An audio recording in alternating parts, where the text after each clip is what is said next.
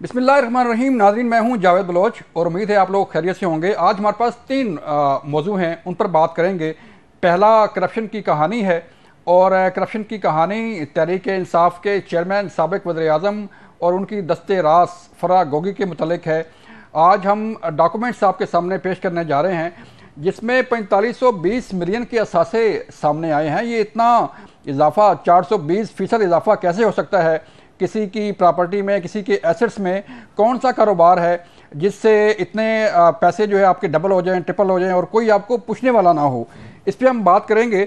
हमारे साथ मौजूद होंगे हाफिज़ एहसान अहमद साहब, सीनियर कानूनदान हैं, उनसे हम बात करेंगे। और फिर जो हमारा दूसरा हिस्सा है प्रोग्राम का, उसमें तहरीक इंसाफ के चेयरमैन के वकील नईम पंजोथा साहब हमारे साथ होंगे और उनसे हम पूछेंगे कि सादिक और अमीन का जो दावा था वो कहाँ गया। ये जो करप्शन की कहानियां सामने आ रही हैं, ये जो उस्मान बुज़दार से मुतल्लिक चीज़ें सामने आ रही हैं, ये जो फराह गोगी बुशरा बीबी से मुतल्लिक चीज़ें सामने आ रही हैं, तो अब जो तहरीक इंसाफ के चेयरमैन से मुतल्लिक या वो खुद दावा किया करते थे सादिक और अमीन का, वो कहाँ गया और अब क्या हो सकता है? फिर हम पूछेंगे कि सदर पाकिस्तान तहरीक इंसाफ के लिए लेवल प्लेइंग फील्ड क्यों मांग रहे हैं। फिर इसके बाद हम जाएंगे कादर मंदोखेल साहब, पीपल्स पार्टी के इंतहाई अहम रहनुमा हैं, उनसे हम पूछेंगे कि बिलावल भुट्टो जरदारी साहब इतने नाराज़ क्यों हैं नून लीग से। पहले कभी वो PDM का हिस्सा थे, वज़ीर ख़ारजा थे, और अब वो कभी कहते हैं कि हम लाहौर का वज़ीर-ए-आज़म नहीं मानेंगे और कभी कहते हैं कि नून लीग का बयानिया जो है वो तब्दील हो गया। अगर बयानिया इस तरह का हो तो हम उनका साथ देने के लिए तैयार हैं, या उस तरह का हो तो हम उनके साथ देने के लिए तैयार हैं। तो पीपल्स पार्टी हो चाहे नून लीग हो, कोई भी जमात किसी दूसरी जमात को किसी बयानिया के लिए कैसे डिक्टेट कर सकती है, हमसे बात करेंगे। सबसे पहले हम आज चलते हैं हाफिज़ एहसान अहमद के पास। हाफिज़ साहब, बहुत शुक्रिया हमें वक्त देने का। हमें सर बताइएगा, अकाउंटेबिलिटी जो है, सिस्टम जो है, उस पर हम बात कर लेते हैं। चलें, फराह गोगी एक शख्सियत थी, उसको एक्सेस थी वज़ीर-ए-आज़म हाउस तक, और उसके इतने एसेट जो है वो सामने आ गए। तो अब जो 190 मिलियन पाउंड का केस आपके सामने है, फराह गोगी के जो एसेट्स हैं उनके वो आपके सामने हैं, बुशरा बीबी की चीज़ें सामने हैं, उस्मान बुज़दार के केसेस आपके सामने हैं। तो बताइए कि जो साबिक वज़ीर-ए-आज़म हैं स्पेशली, वो कहाँ खड़े हैं? तहरीक इंसाफ कहाँ खड़ी है? इतने केसेस सामने आ रहे हैं, तो आप क्या समझते हैं कि कोई मुस्तक़बिल में मज़ीद भी कुछ चीज़ें सामने आ सकती हैं? जावेद भाई, बिस्मिल्लाहिर्रहमानिर्रहीम, आपका बहुत शुक्रिया। आपने अपनी ओपनिंग में कहा था कि पैसा कहाँ से आया। ये पैसा 3 जगहों से आता है। एक पैसा ये आता है, इसे कहते हैं स्पीड मनी, कि आप मेरे पास आते हैं या मैं किसी के पास जाता हूं और वो मुझे फैसिलिटेट करता है कि मैं आपका ये काम करवाऊंगा और उस काम के बदले जो है मैं पैसे देता हूं या आप पैसे देते हैं। दूसरा ये है कि मैं किसी जगह अपने गवर्नमेंट जॉब के अंदर जो है मैं चाहता हूं कि मुझे अच्छी सीट मिल जाए, पोजीशन मिल जाए, और उसके लिए जाके कोई शख्स जाके पैसे देता है, और एक वो पैसा। तीसरा पैसा उसके अंदर ये है कि कॉन्ट्रैक्ट्स जो हैं, जो बड़े बड़े कॉन्ट्रैक्ट्स हैं, उसके अंदर लोग जाते हैं। और एक चीज़ मैं आपको बताऊं, हमारी माशरे के बड़ी बदकिस्मती की बात है, जब भी कोई गवर्नमेंट आती है या जब भी कोई ऑफिसर किसी जगह आता है तो सबसे पहले उन लोगों को पता होता है कि किसकी एक्सेस किस हद तक है, ठीक है, और वो डायरेक्ट उसी के पास चले जाते हैं और जाके करवाते हैं और फिर कहते हैं जी कॉन्ट्रैक्ट लेके दें। उस कॉन्ट्रैक्ट के अंदर कंसेशंस होती हैं, उस कंसेशंस का ये पैसा है। लेकिन जो सबसे बड़ी चीज़ इसके अंदर बदकिस्मती की बात यह है, अगर मैं इस बारे 20-22 साल से जो इस सारे सिस्टम के अंदर मैं देख रहा हूँ या हो रहा है, या ये जो करप्शन है पाकिस्तान के अंदर, ये 70s के अंदर नहीं थी, ये 80s के अंदर स्टार्ट हुई। उसके बाद ये है कि 3 चीज़ें जो हैं वो आहिस्ता आहिस्ता पाकिस्तान के अंदर पनप रही हैं। नंबर 1, पाकिस्तान के अंदर एक इंस्टीट्यूशनल कैप्चर है, और वो इंस्टीट्यूशनल कैप्चर जो है वो आम आदमी नहीं कर सकता, वो ख़ास लोग करते हैं और ख़ास लोग ही इस मुल्क से अंदर पैसा बनाते। दूसरा ये इंस्टीट्यूशनल फेलियर है। इंस्टीट्यूशनल फेलियर इसलिए होता है कि जो पावर के अंदर लोग बैठे होते हैं वो अपने मर्जी के बंदे लगाते हैं, और वो अपना मर्जी का बंदा नीचे ट्रिकल डाउन इफेक्ट उसके अंदर करता है, और जब वो ट्रिकल डाउन उसका इफेक्ट करता है तो जो उस इदारे की जिम्मेदारी थी वो काम नहीं करता, तो उसके अंदर इंस्टीट्यूशनल फेलियर। यही सिस्टम था ना, यही सिस्टम था कि फराह गोगी को इन किया गया, उस्मान बुज़दार को इन किया गया, और एक्सेस दी गई कि वो अपनी पोस्टिंग ट्रांसफ़र करवाएं और अपनी मर्ज़ी के बंदे लगवाएं, सिस्टम में इन हो, और फिर ये सारी कहानियाँ जो है वो 4520 मिलियन और 420% इजाफा सामने आ रहा है। तो खान साहब ये फरमाया करते थे, तहरीक इंसाफ के चेयरमैन साबिक वज़ीर-ए-आज़म, कि मेरी हुकूमत के दौरान, आपको याद होगा वो स्टेटमेंट प्रेस कॉन्फ्रेंस में भी, कि मेरी हुकूमत के दौरान जो भी काम होगा, जो करप्शन होगी, जो भी इक़दामात होंगे, उसकी सारी जिम्मेदारी मुझ पे होगी।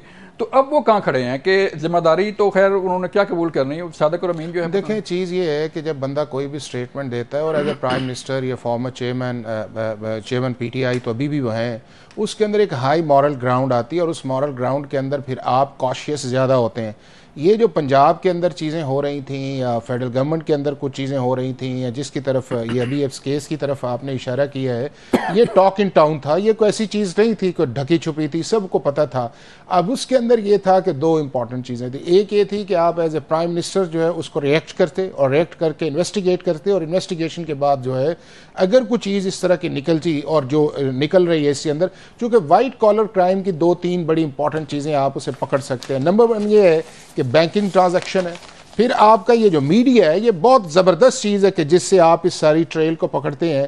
اور تیسرا یہ ہے کہ آج آپ اسلام آباد یا پاکستان کے کسی علاقے کے اندر چلے جائیں تو آپ پوچھیں کہ یہ بندہ کس نے لگوایا، آپ کو پتہ چل جائے گا کہ بندہ کس نے لگوایا. اگر وہ بندہ اس نے لگوایا اور پھر اس علاقے کے اندر کرپشن ہو رہی ہے تو اس کا مطلب یہ ہے کہ یا وہ بندہ پہلے پیسے دے کے آیا ہے یا وہ پیسے اکٹھے کر کے اس جگہ پہ پیسے دے رہا ہے کہ جس بندے نے اس شخص کو لگایا. تو یہ بڑی بدقسمتی کی بات ہے. اور اس لیے میں کہتا ہوں کہ جب آپ اکاؤنٹیبلٹی کا، جس طرح آپ نے اشارہ بھی کیا، نیشنل اکاؤنٹیبلٹی نیب جو ہے، نیب اس سارے معاملے کے اندر جو تھا وہ سویا ہوا تھا اور یہ ہر دفعہ سوتا ہے. یہ نیب کے اندر جو چیزیں آپ کو آتی ہیں یہ اس وقت آتی ہیں کہ جب وہ گورنمنٹ چلی جاتی ہے، اس کے بعد جو ہے وہ چیزیں جو ہیں کراپ اپ ہوتی ہیں، کراپ اپ ہو کے پھر آپ اس کو پکڑتے ہیں، وہ بندہ باہر کے ملک بھاگ جاتا ہے، پھر آپ اس کے لیے کوشش کرتے ہیں اور جب آپ کوشش کرا کے اتنی دیر کے اندر یا گورنمنٹ چینج ہو جاتی ہے، ایک اور آ جاتا ہے، یا نیب کی پرائورٹیز بدل جاتی ہیں. اب اس کا جو نقصان ہے وہ کس کو ہے؟ اس کا نقصان پاکستان کو ہے، پاکستان کے لوگوں کو ہے.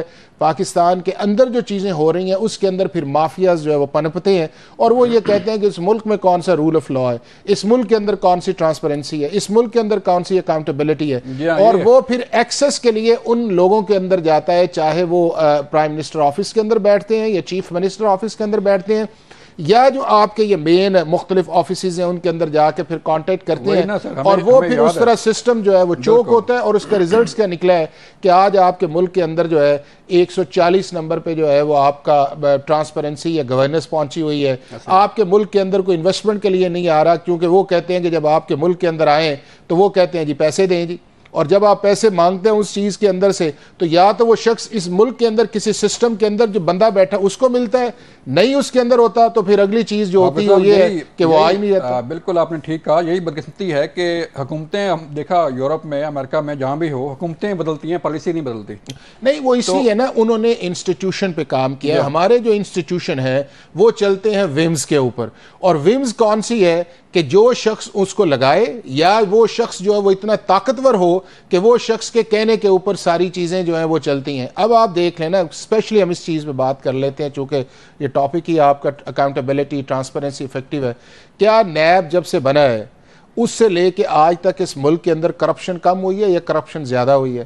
کیا اس ملک کے اندر نیب کی ساری پروسیکیوشن جو ہیں وہ سکسیڈ ہوئی ہیں کہ اس کے اندر جو ہے وہ ایک کوسچن مارک آیا ہے؟ کیا نیب کے لا کے اندر ایک تھا کہ ہم نے اس ملک کے اندر ایک اینٹی کرپشن اسٹریٹجی دینی ہے، اس اینٹی کرپشن اسٹریٹجی جو ہے وہ کہاں تک پہنچی ہے؟ کیا اس ملک کے اندر جو نیب ہے اس کے اندر پولیٹیکل وکٹمائزیشن نہیں ہوئی، اس کے اندر پولیٹیکل انجینئرنگ نہیں ہوئی، اس کے اندر جو ہے آپ کا لکھا ہوا ہے قانون کے اندر کہ جی 30 دن کے اندر جو ہے وہ ہم نے کیس کو پروسیکیوٹ کا جو پروسیکیوشن ٹرائل ہے وہ 30 دن کے اندر مکمل کروائے بھی ٹرائل. آج تک کسی نے دیکھا ہے کہ 30 دن کے اندر ٹرائل ہو؟ جہاں دل چاہتا ہے وہاں پہ کنسیڈ کر لیا جاتا ہے، جہاں پہ دل نہیں چاہتا وہاں پہ آپ چیزوں کو ڈومنٹ رکھتے ہیں. لیکن الٹیمیٹلی جو ہے وہ نقصان جو ہے وہ اس ملک کا ہے، اس ملک کے شہریوں کا ہے. اور ریزلٹنٹلی یہ ہے کہ سوسائٹی کے اندر جب اکاؤنٹیبلٹی، ٹرانسپیرنسی، فیئرنس نہ ہو تو پھر رول آف لا نہیں ہے. جب رول آف لا نہیں ہے تو پھر جنگل کا قانون ہے، جس کی جو مرضی آئے گا کرے گا. لیکن میں یہ سمجھتا ہوں جاوید بھائی اب یہ موقع آ گیا ہے کہ 75 سال ہو گئے اور کسی بھی ملک کے لیے 75 ایئرز بہت ہوتے ہیں.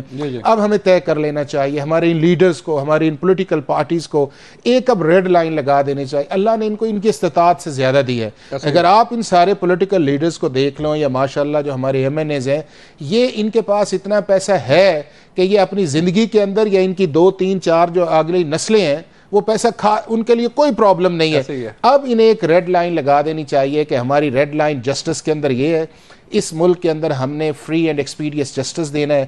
یہ ہماری ریڈ لائن گورننس کے اندر ہے کہ اس ملک کے اندر ہم نے ایک اچھا گورننس سٹرکچر دینا ہے کہ جس سے یہ ملک آگے بڑھے. یہ ہماری ٹرانسپیرنسی اور کرپشن ہے, اس کے اندر زیرو ٹالرنس ہے. اور اس کے لیے امپورٹنٹ یہ ہے کہ سب سے پہلے یہ کیا جائے کہ جو بھی اب اگلی حکومت کے اندر آئے, جتنے گورنمنٹ کے سینٹرک ادارے ہیں ان کا فوکس اس چیف منسٹر اور پرائم منسٹر آفس کے اندر آنا چاہیے کہ کون ہے ایسا شخص جو اس سارے سسٹم کو مینیور کر رہا ہے اور وہ آگے لے کے چل رہا ہے. وہ پرائم منسٹر کو بتائے, اگر پرائم منسٹر نہیں ہے میڈیا کو بتائے, چیزوں کو ایکسپوز کیا جائے. یہی جب خود ساتھ ملے ہوں تو پھر کون نہیں, میں یہ آپ سے کہوں گا, میں نے وہ آپ سے کہا نا کہ اب ہمیں اس سے آگے جانا چاہیے. بالکل ٹھیک ہے حافظ صاحب, ہم ایک شارٹ بریک لیتے ہیں اور بریک کے بعد ہمارے ساتھ موجود ہوں گے تحریک انصاف کے وکیل, تحریک انصاف کے چیئرمین کے وکیل نعیم پنجوتا صاحب. ان سے بات کریں گے, ان سے پوچھیں گے کہ تحریک انصاف پر جو سوالات اٹھائے جا رہے ہیں, جو کیسز سامنے آ رہے ہیں, اس کے پیچھے کیا عوامل جو ہے وہ چھپے ہوئے ہیں, اور کیا اس وقت تحریک انصاف کے چیئرمین کو علم نہیں تھا کہ ان کی ناک کے نیچے جو ہے وہ کیا ہو رہا ہے. ملتے ہیں ایک بریک کے بعد. ویلکم بیک ناظرین, ہمارے ساتھ موجود ہیں نعیم پنجوتا صاحب جو تحریک انصاف کے چیئرمین کے وکیل بھی ہیں اور تحریک انصاف کو سپورٹ بھی کرتے ہیں, ان کے معاملات بھی دیکھتے ہیں. نعیم پنجوتا صاحب, ویلکم ٹو دا شو سر. ہم نے آپ سے پوچھنا یہ ہے کہ آج آپ کے سامنے فرا گوگی سمیت مختلف کہانیاں سامنے آ رہی ہیں.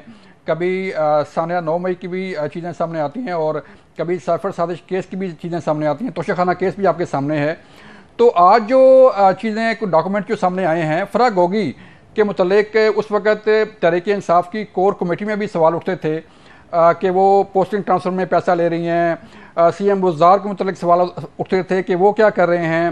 وزیر اعظم ہاؤس میں ہونے والی چیزوں کے متعلق سوالات اٹھتے تھے کہ وہ کیا کر رہے ہیں. تو اب کیا جو صادق اور امین کا کویسچن ہے تحریک انصاف کے چیئرمین کے متعلق, وہ کہاں کھڑا ہے اور تحریک انصاف کہاں کھڑی ہے؟ بہت شکریہ, بڑی نوازش تھی. دیکھیں, بات یہ ہے کہ عمران خان صاحب کا صرف قصور یہ ہے کہ انہوں نے ایبسولوٹلی ناٹ کہا. اس کے بعد ان کی حکومت گرا دی گئی اور بے شمار کیسز, یہ تو ایک فرا گوگی والا کبھی ایک لے کر آتے ہیں نا, کبھی قادر ٹرسٹ والا. آپ یہ دیکھ لیں کہ اس کے علاوہ کیسز کیا ہیں. دفعہ 144 کی خلاف ورزی ہوئی ہے, اس کے اوپر ایف آئی آرز دہشت گردی کی عمران خان صاحب کے اوپر درج کی ہیں, قتل کے مقدمات درج کیے گئے ہیں.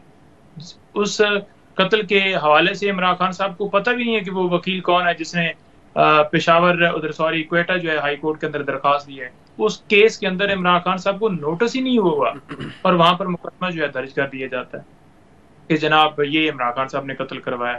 جو ہی قتل ہوتا ہے, ہمارے جو اس وقت کے وزیر ہیں جناب وفاقی وزیر, وہ جناب جا کر پریس کانفرنس کرتے ہیں کہ یہ قتل کا مقدمہ بھی عمران خان کے اوپر درج ہوگا. بھائی وکیل ادھر قتل ہوا ہے, آپ کیسے کہہ سکتے ہیں کہ قتل کا مقدمہ درج ہوگا؟ کیا کوئی آپ کا کوئی رشتہ دار تھا جس کو آپ کے پاس ایویڈنس ہے کہ عمران خان نے قتل کروایا؟ جی.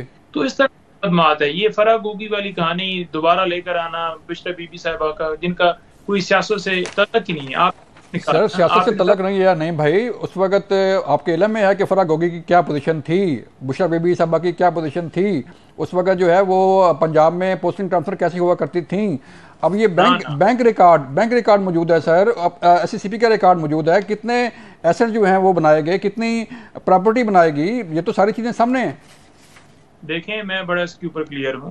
بی بی صاحبہ نے, آپ یہ دیکھ لینا کہ بی بی صاحبہ کے اکاؤنٹ آپ دیکھ لیں, ان کے ایسٹس دیکھ لیں, خان صاحب کے دیکھ لیں, ٹھیک ہے جی. آپ ان میں اگر اضافہ دیکھیں, ان کی پراپرٹیز میں اضافہ دیکھیں, تو پھر تو آپ یہ بتائیں نا کہ یہ آپ کی پراپرٹی بڑی ہے, اور اس کا اگر وہ منی ٹرائل نہ دیں تو پھر آپ ان کو قصوروار قرار دیں. سر آج کل تو بڑی ماڈرن, سر میں قطع کلامی معاف سر, مجھے ایک چھوٹا سا نقطہ اٹھانے دیں کہ آج کل کے دور میں, بلکہ ماضی کی مثال لیں تو کون پیسہ اپنے بینک اکاؤنٹ میں رکھتا ہے سر؟ ہر بندہ فرنٹ مین رکھتا ہے, ہر بندے کے پاس فرنٹ مین ہے, کبھی دبئی میں, کبھی کہیں پہ. فرا گوگی تھی نا جو گھڑی بیچ کے آئی تھی وہاں پہ دبئی میں. بات یہ ہے کہ گھڑی کی اگر آپ بات کر رہے ہیں تو گھڑی جو ہے وہ پیسے دے کر خریدی گئی تھی اور پورا پروسیس فالو کیا گیا تھا. آپ یہ بھی مثال سے ہاتھ لازمی دیں کہ جو گاڑیاں قانونی طور پر الاؤ ہی نہیں, ٹھیک ہے جی, وہ بھی خریدی گئیں یا نکالی گئیں. وہ کتنے لاکھ کی جی, 5-6 لاکھ کی مرسیڈیز اور BMW, آپ اس کا بھی حساب دیں. ایک ویلیویشن ہے, اس سے بڑھ کر اگر عمران خان صاحب پیسے ادا کر کے اور وہ چیز لیتے ہیں تو اس میں کیا جرم ہے؟ اور جو الاؤ ہی نہیں ہے وہ لینا, کیا وہ اس سے مبرہ ہوتے ہیں؟ تو میرٹ کی بات کریں ایسٹس بڑے واضح طور پر نظر آتے ہیں. جو اکاؤنٹس ایون فیلڈ ہوں یا باقی اکاؤنٹس، سب کی پراپرٹیوں کا سب کو پتا ہے. لیکن کیا اس کے اوپر کبھی یہ جو ہے وہ آپ نے کبھی مطلب آپ تو چلو بات کرتے ہوں گے، لیکن اس کے اوپر کوئی پراپوگنڈے اس طرح کے ہوئے؟ اب یہ علیم خان اگر کہے کہ بزدار کی حکومت تھی تو کیا علیم خان کو وہ وزیر اعلیٰ لگاتے تو پھر ٹھیک تھا معاملہ؟ ویسے آپ کی بات ہے سر، وہ کوئی میرٹ تھا بزدار کا؟ آپ ایک بڑے وکیل ہیں، آپ جو ہے وہ سسٹم کو جانتے ہیں. بزدار کو کوئی میرٹ تھا سر؟ ہماری قوم کی بدقسمتی تھی کہ سی ایم بزدار جیسے لوگ ہم پر مسلط ہوئے. سر میری گزارش سن لیں، بات یہ ہے کہ عمران خان صاحب کا اپنا فیصلہ تھا. عمران خان صاحب نے فیصلہ دیا، ایک نیچے سے بندہ اٹھا کر وزیر اعلیٰ بنایا. اس نے کسی رئیس کو، کسی جاگیردار کو، اس کو وزیر اعلیٰ نہیں بنایا. کسی اس شخص کو وزیر اعلیٰ نہیں بنایا جس نے صرف اپنی ملیں بنائی یا اپنے ٹاؤن بنائے یا اپنی پراپرٹی بنائی. تو یہ عمران خان صاحب ہی تھے جنہوں نے یہ موروثی سیاست اور اس کے اندر جو ہے تبدیلی لے کر ہے، جو ان کا نعرہ تھا.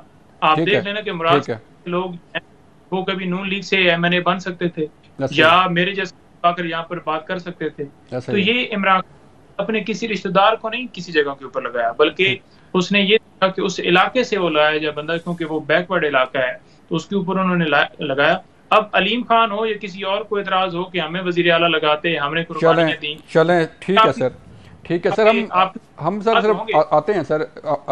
ایک کوشچن میں آپ کے سامنے رکھنا چاہ رہا ہوں کہ پریزیڈنٹ نے خط لکھا ہے وزیر اعظم کاکڑ کو کہ جو لیول پلینگ فیلڈ ہے وہ دی جائے تحریک انصاف کو. تو کیوں اتنے خدشات ہیں تحریک انصاف کو، یا کیوں بار بار کبھی پریزیڈنٹ کو خط لکھا جا رہا ہے، کبھی الیکشن کمیشن کو خط لکھا جا رہا ہے، کبھی کچھ کیا جا رہا ہے، کبھی کچھ؟ تو پریزیڈنٹ تو نیوٹرل شخصیت ہیں، تو وہ کیوں آپ کے لیے لیول پلینگ فیلڈ مانگ رہے ہیں؟ سر گزارش یہ ہے کہ ملک کے اندر جب آئین معطل ہو چکا ہو، آپ کے اوپر پابندی، اب دیکھیں نا شعیب شاہین صاحب یا ہم 2-3 لوگ میڈیا کے اوپر آتے ہیں، اب شعیب شاہین صاحب کے اوپر بھی مختلف چینلز کے اوپر جانے سے پابندی لگا دی گئی. صحافیوں کو جس طرح سے ان کے چینل سے علیحدہ کیا گیا، بین، عمران خان صاحب کا نام لینے پر بین. وہی لوگ جو 9 مئی کو پی ٹی آئی کیسا تھے، آج سرور صاحب پریس ادھر وہاں پر جلسہ کر رہے تھے تو سب نے آپ نے لائیو نہیں دکھایا. آج اگر فرق حبیب وہاں پر پریس کانفرنس کرتے ہیں استقام پارٹی کو جوائن کرتے ہوئے، آپ لائیو نہیں دکھا رہے. تو جو گرفتاریاں پہلے ہوتے تھے اغوا برائے، تو 9 مئی درست تھا سر؟ آپ سمجھتے ہیں 9 مئی کیا درست تھا؟ اسے درست قرار دیا جا سکتا ہے، اسے جسٹیفائی کیا جا سکتا ہے؟ اب آپ دیکھیں کہ آج علامہ اقبال کی جو ہے وہ پیدائش ہے، اور آج علی جو ہے عوان کو وہاں سے انہوں نے اغوا کی ہے. اب قانون تو یہ ہے نا، آئین بڑا واضح ہے، جس کا آرٹیکل 10 آپ پڑھیں تو اس کے اندر لکھا ہوا ہے 24 گھنٹوں کے اندر عدالت میں پیش کرنا ہے. حسان نیازی یا جو ان کے ساتھ حیدر مجید تھے 91 دن ہو گئے ہیں، ان کو عدالت میں پیش نہیں کیا گیا. جو اس کا جرم ہے اس کے مطابق دیکھا جائے. ہم یہ نہیں کہہ رہے کہ کسی کو چھوڑ دیجیے، اگر کسی کی نے جرم کیا ہے تو ہم اس کی رہائی قانونی راستہ اڈاپٹ کریں نا. جو آئین کہتا ہے. نعیم صاحب، ثانیہ 9 مئی کو جسٹیفائی کیا جا سکتا ہے؟ کوئی ایسا میکنزم ہے کہ ثانیہ 9 مئی کو جسٹیفائی کیا جائے؟ یہ بھی تو آپ کے سامنے ہے نا. سر گزارش یہ ہے کہ اگر 9 مئی کو آپ کور کمانڈر ہاؤس کے باہر تھے تو آپ کو گولی مار دی جائے. جو اس نے جرم کیا ہے اس کے قانونی مطابق اس کی جو ہونی چاہیے نا کاروائی. یہ تو نہیں ہے کہ آپ جو ہے ایک بندے کو غائب کر دیں اور پھر آپ استقام پارٹی جو ہے جوائن کروانے کے لیے پریس کانفرنس وہاں پر کروا دیں کہ جناب اب یہ بندہ جو ہے نا ٹھیک ہو گیا ہے، اب یہ اشتہاری بھی تھا، اس کو گرفتار نہیں کیا جائے گا.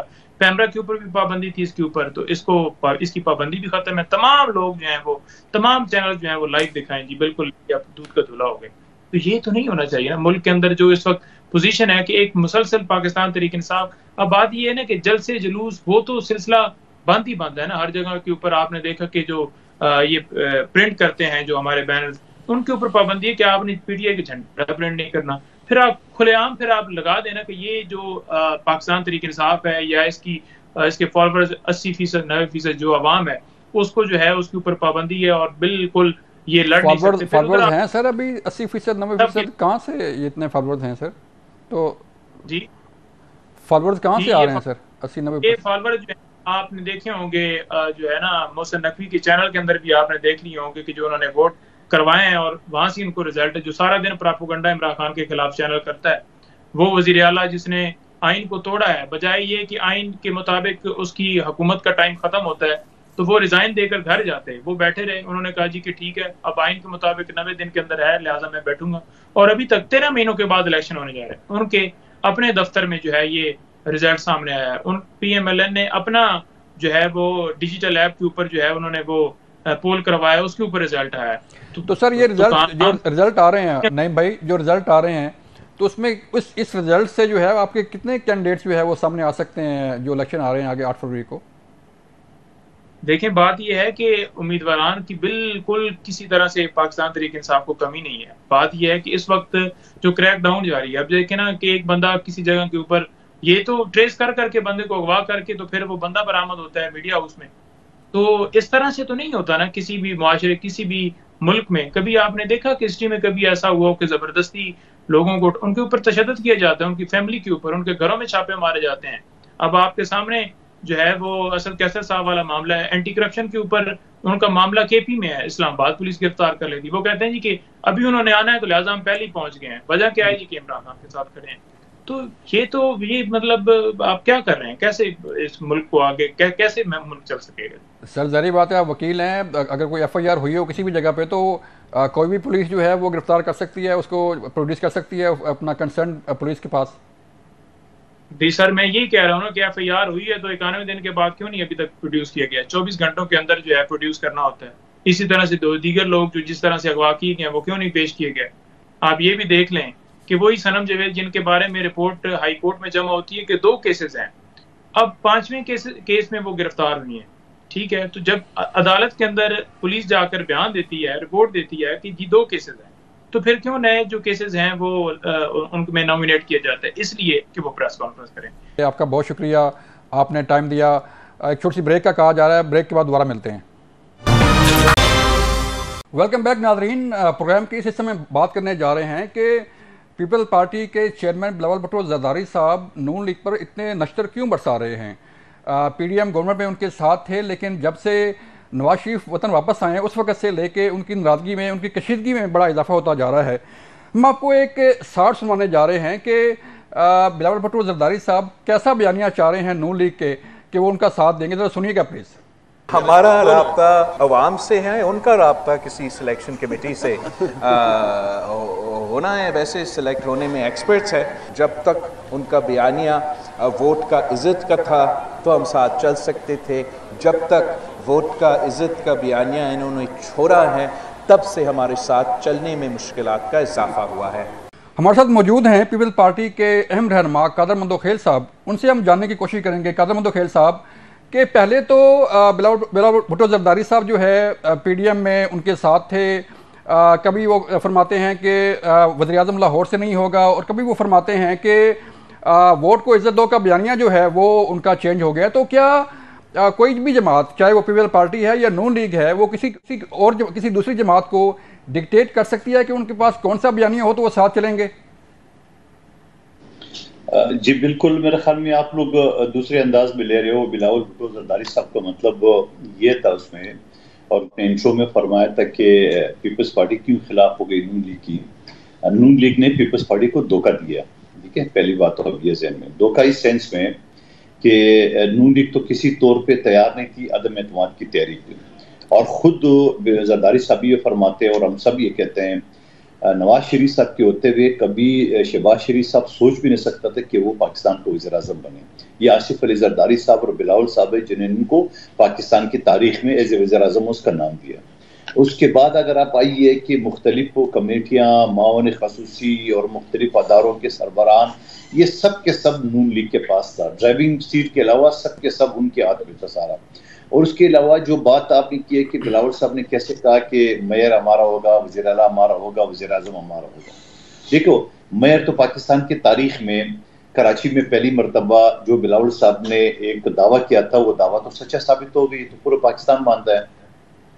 وزیر اعلیٰ سندھ تو پچھلے 15 سال سے 3 ٹینور پہ پیپلز پارٹی کا آ رہا ہے، اور بھٹو صاحب سے لے کے بی بی شہید تک اور آصف علی زرداری صاحب اور اب بلاول صاحب کے دور تک تاریخ میں پہلی مرتبہ پیپلز پارٹی سندھ میں 102 ایم پی اے سے بڑھ کے اپنی سیٹیں جیت لی ہے. یہ بھی آپ کے سامنے دعویٰ ہے. اب آپ کا سوال ہوگا کہ وزیر اعظم کیسے بنائیں گے. آپ ذرا 2008 سے 13 تک حکومت دیکھ لے. پیپلز پارٹی کے پاس اکثریت نہیں تھی. کاف لیگ کو اور ایم کیو ایم کو ساتھ ملا کے پیپلز پارٹی نے حکومت بنائی. اور پیپلز پارٹی کا آصف علی زرداری صاحب چونکہ مفاہمت کا بادشاہ کہا جا رہا ہے اس کے قادر بھائی اس وقت جو کنگز پارٹی ہیں وہ تو ایم کیو ایم ساتھ مل گئی ہے نون لیگ کے، آپ کن کو ساتھ ملا کے اپنا وزیر اعظم بنائیں گے؟ اور پی ڈی ایم گورنمنٹ میں تو بلاول بھٹو زرداری صاحب وزیر خارجہ تھے، بڑی اہم سیٹ تھی ان کے پاس. دیکھیں آپ وزیر خارجہ کی پرفارمنس دیکھ لیں، جہاں ایف اے ٹی ایف سے پاکستان کا نام نکلوایا، جہاں سی پیک سٹارٹ کرا ہے، جہاں جی ایس پی پلس جہاں 16,000 ارب ہمیں سبسڈی مل رہی تھی یورپ سے، وہ بلاول صاحب نے اس کے لیے کام کیا، پورے دنیا کو جوڑا پاکستان سے، جو پچھلی حکومت نے پاکستان کو الگ تلگ کر دی ہے. اور پھر ساتھ ساتھ جو آپ بات کر رہے ہو، ابھی تو اور بھی بہت ساری پارٹیاں ہیں، اور خود آپ سر مثلاً کون سی پارٹی باقی رہ گئی ہے؟ سر ود ڈیو ریسپیکٹ مجھے ذرا بتائیے گا کہ پارٹی کون سی رہ گئی ہے؟ ایم کیو ایم جو ہے وہ نون لیگ کے ساتھ ہے، باپ پارٹی نون لیگ کے ساتھ ہے، J U F A Noon League کے ساتھ ہے، تو آپ کے پاس پھر تحریک انصاف ہی بچی ہے، ان سے پھر آپ الائنس کر لیں. دیکھیں پہلے تو آپ نے جی یو آئی کی بات کی، جی یو آئی کا کوئی ابھی ان کے ساتھ نہیں ہے، الائنس نہیں ہوا ہے، ٹھیک ہے، اور سندھ کے سطح پہ 1-2 میٹنگ ہوئی ہے، اس کے بعد الائنس کا اعلان نہیں کیا. نمبر 1 بات. دوسری بات، آپ ایم کیو ایم کی بات کریں، آپ کو میں بتا دوں کہ جب ایم کیو ایم کا اور نون لیگ کا آپس میں اتحاد کا اعلان ہو گیا تو عام طور پہ یہ کہا جا رہا ہے کہ سندھ میں نون لیگ کا کچھ نہیں ہے، پنجاب میں ایم کیو ایم کا کچھ نہیں ہے، تو اتحاد کس بات کا؟ ٹھیک ہے. اور اس کے علاوہ آپ کو یاد ہوگا اس پریس کانفرنس کے بعد جہاں انہوں نے متفقہ الیکشن لڑا تھا، ابھی 2 دن ہی گزرے ہیں، ایم کیو ایم نے پہلی بات یہ تردید کر دی ہے کہ مصطفیٰ کمال صاحب کو میرے حلقے سے ایم کیو ایم نے یعنی NL242 سے اس کا نام اعلان کر دیا ہے. جب ان سے بار بار سوال کیے ایم کیو ایم کے رہنماؤں سے میڈیا نے ٹاک شو میں جس میں موجود تھا، تو امین الحق صاحب نے کہا نہیں جی وہ رابطہ کمیٹی کا فیصلہ ہے، وہ اٹل فیصلہ ہے. اب آپ مجھے بتاؤ کہ نون لیگ کا اگر تھوڑا بہت ووٹ ہے سندھ میں تو وہ میرے حلقے 242 میں ہے. 242 میں اگر ایم کیو ایم نے اپنا کینڈیڈیٹ کھڑا کر دیا، نون لیگ کو سپیس نہیں دے گا. نمبر 1 بات. دوسری بات، آج ایم کیو ایم نے دوسرا اعلان کر دیا کہ ہمارا انتخابی ان کے ساتھ اتحاد نہیں ہوا ہے، بلکہ ہمارا اس کا سیٹ ایڈجسٹمنٹ ہوگا. تو جب جس سیٹ پہ نون لیگ کو امید تھی کہ وہ سیٹ جیت سکتے ہیں یا اس پوزیشن میں کہ دوسرے تیسرے نمبر پہ آ جائے، تو اس کے بعد آپ کیسے کہہ سکتے ہیں کہ وہ اتحاد برقرار رہے گا؟ تیسری بات، زیادہ دور نہ جائے. دوسرے ایک آخری جملہ. تیسری بات یہ کہ زیادہ دور نہ جائے. 2018 میں سندھ حکومت کے خلاف، پیپلز پارٹی کے خلاف یہاں ایک گرانڈ ڈیموکریٹک الائنس بنا تھا، منہ کی کھانی پڑی، اور ان کے الائنس کے لوگ بھی آپ کے سامنے میئر صاحبان کی صورت میں پیپلز پارٹی میں آ چکے ہیں. اور اس کے بعد 2021 میں میرے حلقے کے ضمنی انتخابات میں پورے پی ڈی ایم کو پیپلز پارٹی نے شکست دی اس حلقے سے. تو آپ مجھے بتاؤ اگلا الائنس ہمارا کیا بگاڑے گا؟ سر مجھے تو صرف یہ سمجھا دیں کہ جب آپ کو کوئی کسی قسم کا خوف نہیں ہے یا کسی قسم کی پریشانی نہیں ہے تو سارے بیانات جو ہے وہ پیپلز پارٹی کی طرف سے آ رہے ہیں، نون لیگ کی طرف سے کوئی ایسا بیان نہیں آ رہا کہ وہ کسی خوف کا شکار ہو یا وہ کہہ رہی ہو کہ پیپل پارٹی کے ساتھ ہم نہیں چلیں گے یا نہیں کھڑے ہوں گے. تو ساری پیپل پارٹی کو کس نے کہا ہے کہ آپ ان کے ساتھ کھڑے ہوں؟ تو ان کے تو بیانات سامنے ہیں آپ کے. آپ کا اچھا سوال ہے، لیکن یہ بات آپ کرے ہو احتیاط تو 2 دن پہلے ہوا ہے. ہم تو پچھلے جب سے میاں صاحب لندن سے روانہ ہونے سے پہلے جو ان کو پروٹوکول دیا گیا اس وقت سے ہم اس کے خلاف ہو گئے. آپ مجھے بتاؤ پاکستان کی عدالتوں میں میاں نواز شریف صاحب سزا یافتہ ہے. آپ مجھے بتاؤ پاکستان کے تمام ٹاپ کے ججز سے، وکلا سے اس کو میں چیلنج کرتا ہوں، مجھے بتاؤ تو کہ ایک سزا یافتہ شخص کو ایک ڈی آئی جی ٹوپی پہن کے سلوٹ کیسے کر سکتا ہے؟ آپ مجھے بتاؤ نادرا کا سٹاف ان کے ساتھ انگوٹھے اس کے پاس جاتے ایئرپورٹ انگوٹھے کیسے کون سے قانون کے تحت لگوائے جا رہے ہیں؟ آپ مجھے بتاؤ پاکستان کا سفیر جسے ہائی کمشنر ہم کہتے ہیں لندن میں، وہ نواز شریف صاحب سے کس حیثیت سے خطاب کر رہا ہے؟ پھر اس کے علاوہ اگر آپ پرائم منسٹر ہاؤس دیکھ لے، آپ تمام ادارے دیکھ لے، اور کل گورنر ہاؤس میں نواز شریف صاحب نے وہاں پہ سیاسی میٹنگ کی، کون سا قانون آئین اجازت دیتا ہے کہ وہ گورنر ہاؤس کو ایک سیاسی اکھاڑا بنا لے؟ یہ ساری چیزیں اس بات کی نشاندہی ہے کہ جو اداروں کا جو جھکا ہوا ہے یا عدالتوں نے اپنے دروازے کھول دیے، تو اس چیز پہ ہمیں اعتراض ہے کہ لیول پلینگ فیلڈ آپ سب کو دے دیں انکلوڈنگ پی ٹی آئی. آپ کیوں ایک پارٹی کو اتنا پروٹوکول دے رہے ہو اور وہ شخص کو آپ ابھی سے وزیر اعظم بنا رہے ہو جو ابھی تک نائب ہے؟ مندو خیل صاحب زرداری صاحب سابق صدر ہیں، کیا ان کو پروٹوکول نہیں ملتا؟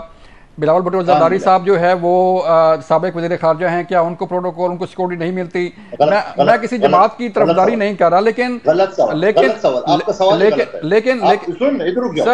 سوال ہی غلط ہے سر. کیسے نہ تو زرداری صاحب سزا یافتہ ہے، نہ بلاول صاحب سزا یافتہ ہے، نواز شریف صاحب سزا یافتہ ہے. آپ سزا یافتہ ایک مجرم اور ایک عام آدمی کی آپ کو فرق نظر نہیں آ رہے. کہاں گیا آئین پاکستان کا آرٹیکل 25 جو تمام انسان برابر ہے؟ نبی پاک صلی اللہ علیہ وسلم کا آخری خطبہ جو نام کس قدر لے جائے جہاں کالے کو گورے پہ گورے کالے پہ. یہاں تو ایک شخص سزا آتا ہے، آپ سزا آتا شخص کو ایک عام آدمی کے ساتھ یا ایک لیڈر کے ساتھ کیسے موازنہ کرا سکتے ہیں؟ بالکل ٹھیک، آپ نے ٹھیک کہا. میں بالکل آپ کی جو آپ نے بات کی بالکل ٹھیک ہے، میں اگری کرتا ہوں. لیکن مجھے یہ بتائیں کہ یہ ساری چیزیں اب آپ کو یاد کیوں آ رہی ہیں؟ سر پہلے جب پی ڈی ایم گورنمنٹ تھی اس وقت آپ کو یاد نہیں تھا کہ نواز شریف سزا یافتہ ہے؟ جب آپ ان کے ساتھ ان کو سپورٹ کر رہے تھے، ان کا وزیر اعظم بنا رہے تھے، تو اس وقت آپ کے علم نہیں تھا کہ نواز شریف سزا یافتہ ہیں؟ آپ مجھے بتاؤ اس وقت نواز شریف نے یہ دعویٰ کیا تھا کہ میں لکھ کے دیتا ہوں پاکستان کا چوتھی وزیر اعظم بنوں گا؟ کیا دعویٰ کیا تھا؟ انہوں نے تو شہباز شریف صاحب کے اوپر نواز شریف ہم یہ کہتے ہیں. جی آپ پورا کریں، آپ پوری بات کریں. فرق لے لے. نواز شریف صاحب نے کس آئین، کس قانون اور کس کمٹمنٹ کے ساتھ، آپ کو خواجہ آصف کو بیان یاد ہے کہ نواز شریف صاحب اس وقت آئے گا جب زیرو رسک ہوگا. سرانا سنولا نے بھی یہی بیان دیا تھا. تو یہ کون سا رسک زیرو ہو گیا ہے جہاں وہ لندن میں بیٹھ کے آنے سے پہلے یہ دعویٰ کرے لکھ کے دیتا ہوں پاکستان کا چوتھی مرتبہ وزیر اعظم بنوں گا؟ اسی بات پہ ہمیں خدشہ ہے کہ یہ دال میں کچھ کالا ہے، ترازو کا پلڑا جو نا وہ ایک طرف ہے. اس وجہ سے ہمیں اعتراضات ہے کہ آپ شفاف الیکشن ایسی صورت میں نہیں ہو سکتے. تو میں آپ کو یہ بتاؤں 54 ارب روپے پاکستان کے الیکشن میں ناقص کرا الیکشن کمیشن، ایک آرڈیننس جاری کر دے. کاکڑ صاحب ان کی پارٹی کا ہے، اللہ خیر صلاح، چاروں طرف کی وزیر اعلیٰ بھی دے دو، وزیر اعظم بھی ان کو بنا دو، الیکشن میں خرچہ بھی بچ جائے گا اور یہ فضول کا پروسیس بھی ختم ہو جائے گا. سر ریکارڈ کے لیے مجھے بتا دیں جو اب صورتحال چل رہی ہے، کیا مستقبل میں پیپل پارٹی اور نون لیگ کا کوئی الائنس، کوئی بات چیت ہو سکتی ہے یا نہیں ہو سکتی؟ دیکھیے یہ آپ اس سوال کے اوپر سوال کر رہے ہو جہاں ہم اس کے اوپر ابھی سے دھاندلی کے الزام لگا رہے ہیں. تو یہ دھاندلی کا اگر الزام ختم کرے، الیکشن کمیشن شفاف طریقے سے الیکشن کرائے اور یہ مہاراجا کو یا لاڈلی کو پلس کو اتنا پروٹوکول نہ دے تو ضرور ہو سکتے ہیں. مگر ایسی صورت میں ہم الیکشن ماننے کو تیار نہیں ہے، احتیاط دور کی بات ہے. مطلب اگر نواز شریف بری ہو جائیں تو پھر آپ سے بات ہو سکتی ہے؟ جی بالکل ہو سکتی ہے. چلیں، thank you very much sir.